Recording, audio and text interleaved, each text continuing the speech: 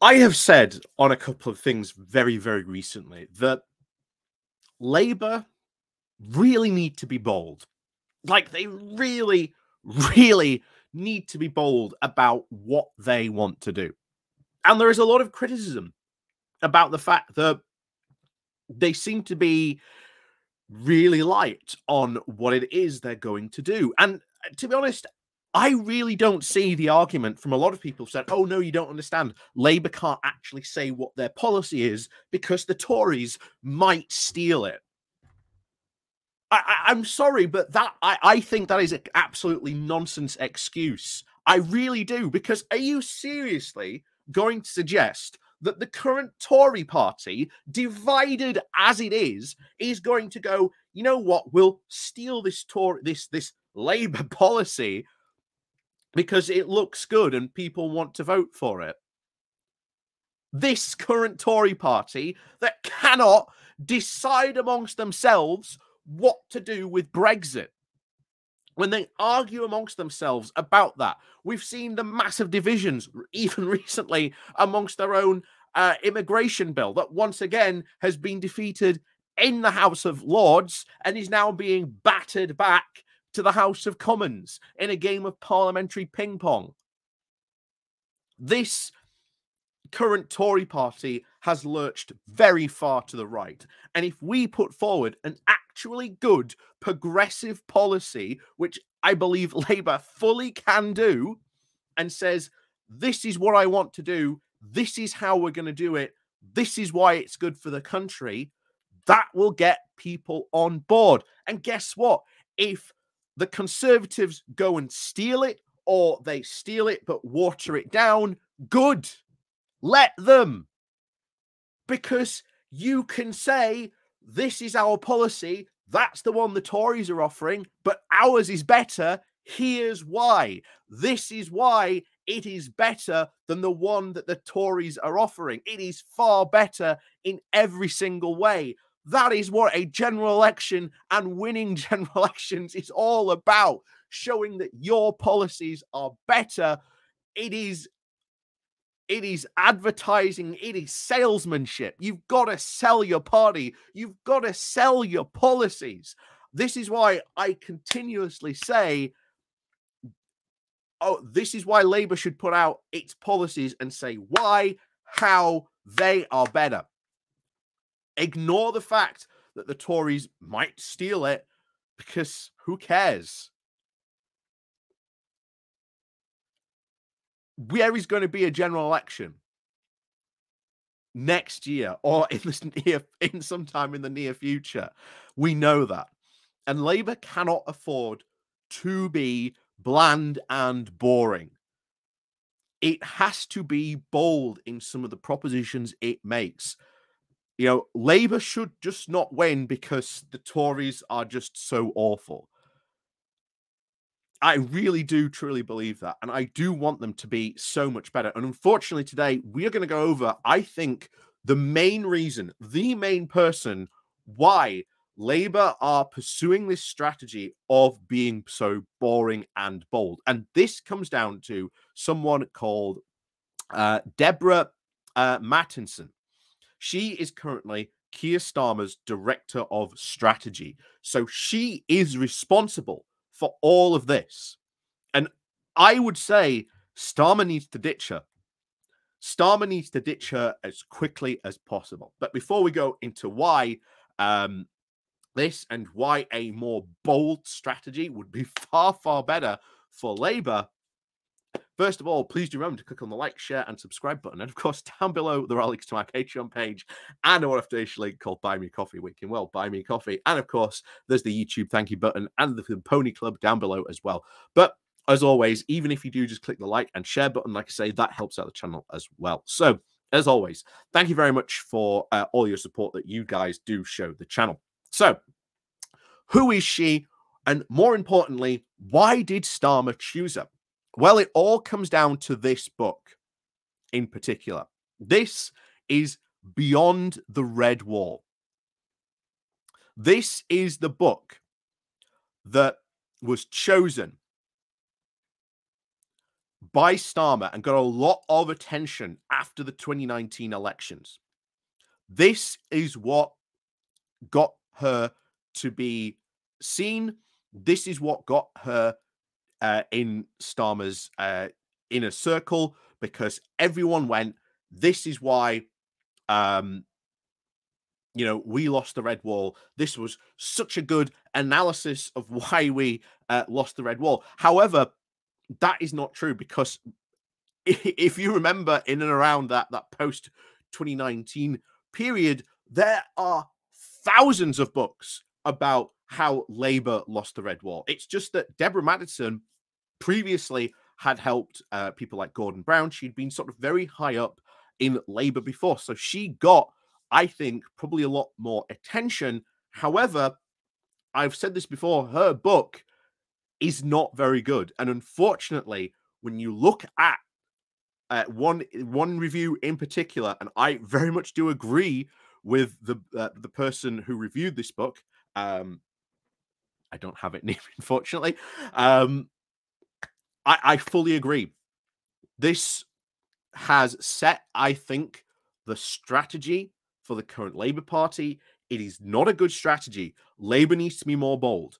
And ultimately, if Starmer does not really put forward, I think, good policies that will have a good, positive, long-term impact on the UK, instead, what we are going to get is a Labour government that only offers sticking plaster policies. And what you're going to get, unfortunately, could be a repeat, and we'll get into this in a moment, of the 1929 election, where Labour won power, and then the next election in 1931, they lost. And we'll cover why they lost in that election after we go over this review, because I think going over this review, massively, massively important. So this is the one that I want to go over. So it's a guy called Blue Cashmere who did this. So this book touches on most of the factors that led to the Labour Party's worst result in a general election since 1935. However, there are serious omissions and little in the way of sustained scientific analysis. Deborah Mittenson, the principal method is to examine the situation through talking with focus groups in 3 Red Wall constituencies, though one of these, Darlington, is strictly outside her definition of Red Wall and appears to be selected on account of its personal associations. The minor omissions are the neglect of, the major omissions are the neglect of any serious attention to the Labour Party's collapse between 2016 and 2019, and the momentum and allied factions that stood behind Corbyn. Focus groups clearly lead themselves to be the disproportionate influence of the more articulate and assertive members, even though the influence is mostly often probably unintended. Nevertheless, these groups throw up most of the concerns that probably issued in the abandoning of traditional voting patterns.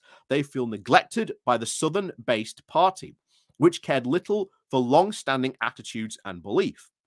The deteriorating facilities in these small towns, the NHS, housing, libraries, pubs, poor public transport, declining town centres, the absence of youth attractions, and so on.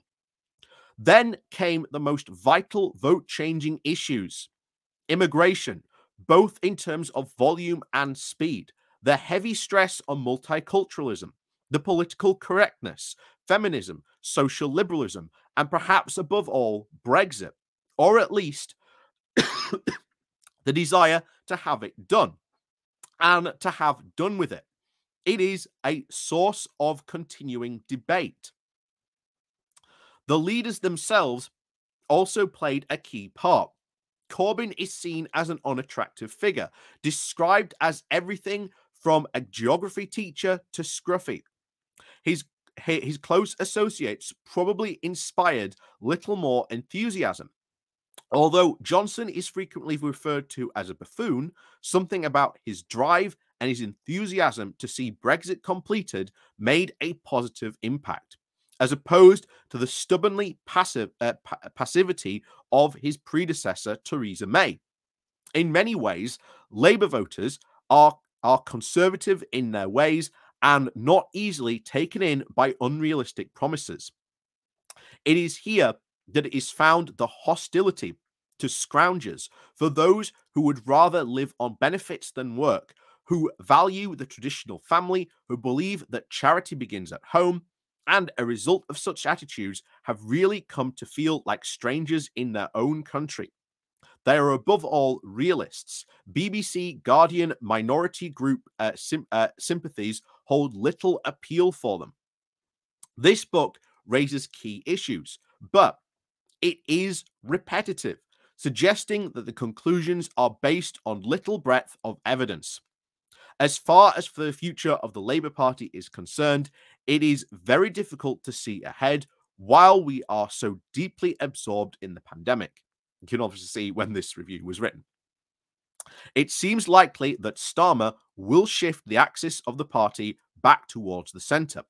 There are still deep divisions, both within the major parties, and there are still 3 years and more before another general election.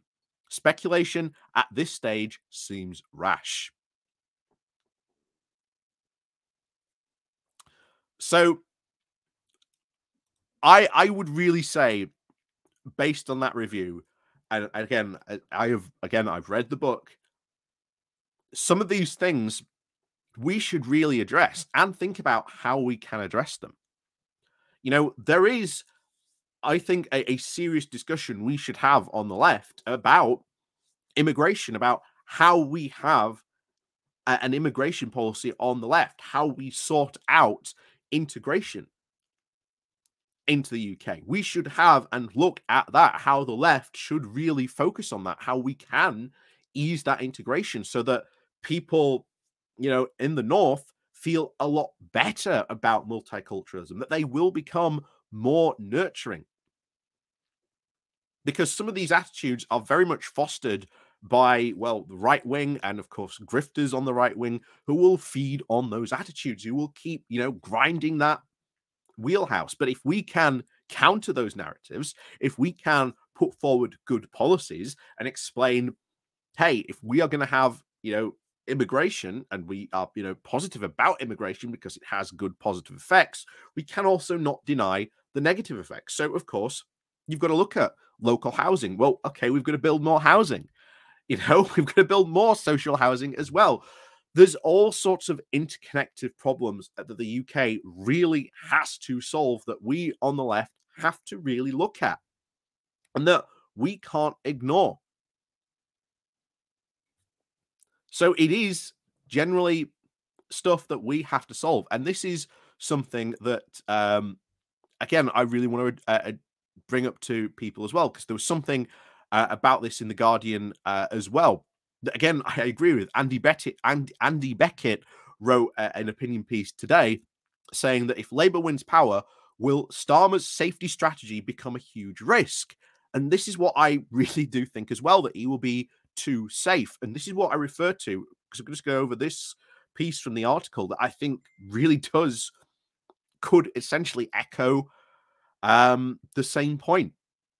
So, in 1929, Labour won power, with unemployment rising and industrial relations tense, just as they are now. And within months, the Wall Street crash and the Great Depression made the economic and social conditions much worse. Yet, the Chancellor Philip Snowden, like today's Shadow Chancellor Rachel Reeves, believed that Labour's government needed to prove their credibility by strictly controlling how much money they borrowed. He resisted calls to increase public spending, then supported cuts. The government disintegrated into pro and anti-austerity factions, and an early general election followed in 1931.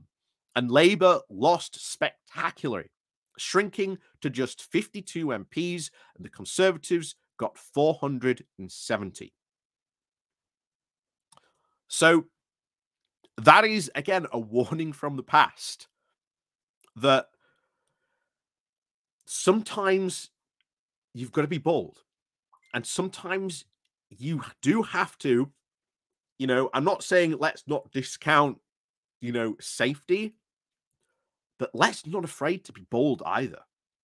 Because if we are not, then we risk going into government and being seen as a basically failed administration, that the Starmer administration would have failed. But it has, and I keep on saying this, as a massive opportunity for progressives, that the Conservatives are going to be left with a tiny, tiny minority. But this offers massive opportunities to progressives of all stripes, saying we can do some really good progressive policies and really push for progressive policies. But it's going to take a lot of work. And I'm not naive to the fact that it is going to take a lot of work. But it is going to take lots of campaigning, protesting, writing to your MPs, putting pressure on your party. Certainly, we've got the Labour conference coming up, where we will get to vote on policies. We obviously won the last vote on proportional representation, which seems to have been largely ignored. So let's do it again. Let's get this voted on through again and do it again and put more pressure on. Let's campaign.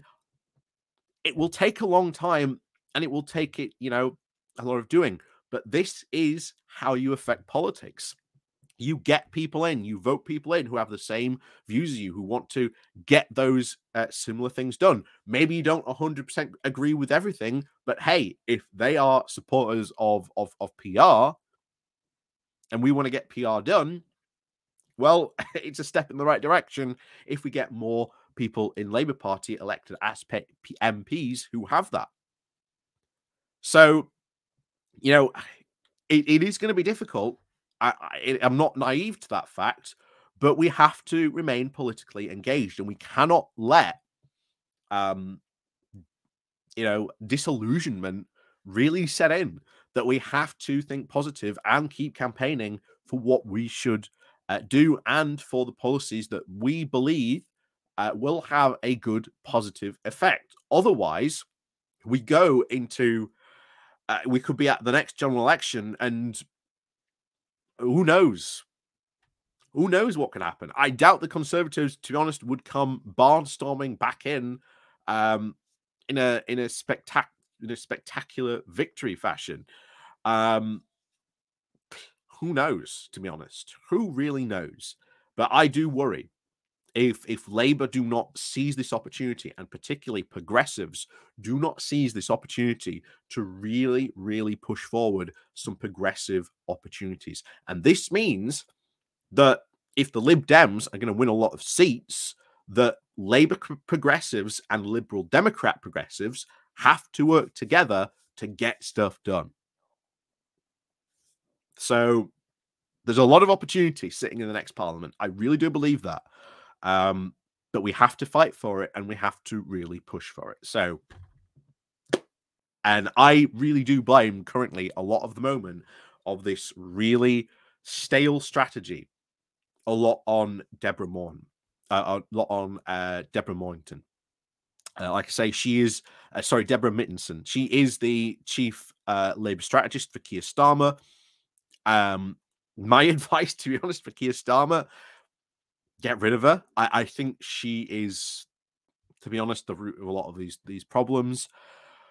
We'll see what happens, but I doubt, unfortunately, Starmer's going to get rid of her. And at the root of it, I believe she is the root of a lot of the problems that we are seeing in terms of strategy within the Labour Party. I really do believe that. But will they get rid of it? Will Starmer get rid of it? I don't think so. I think, to be honest, keeping with the strategy at the moment, we'll see. But of course, you've got to remember, Labour are quite leading in the polls. And a lot of critics like me who say this, you need to be bold, will get told, oh, well, look, Labour are massively leading in the polls. Yes, that is good. But why are they leading in the polls? Is it because the Tories are just so goddamn awful that they want to get, the Tories out and put, a different party in power just for a change. We, you know, I really do. I do have a lot of hope for the next parliament. I really do. And as I said, progressives from, I think, both the Liberal Democrat side and the Labour side will need to look at working together as to how we can get some good progressive policy through in the next parliament. Because I said the Conservatives are going to be left in massive disentanglement form. So it's going to be a really good opportunity. Can we make it? Can we do it? We'll see. But I am optimistic. I really am. And I will remain optimistic about that. But I'm not naive, to be honest, to the hard work that we have to do to be able to get that done. So, as always, thank you very much for watching. And of course, as always, please do remember to click on the like, share, and subscribe button. And of course, we'll see you all next time.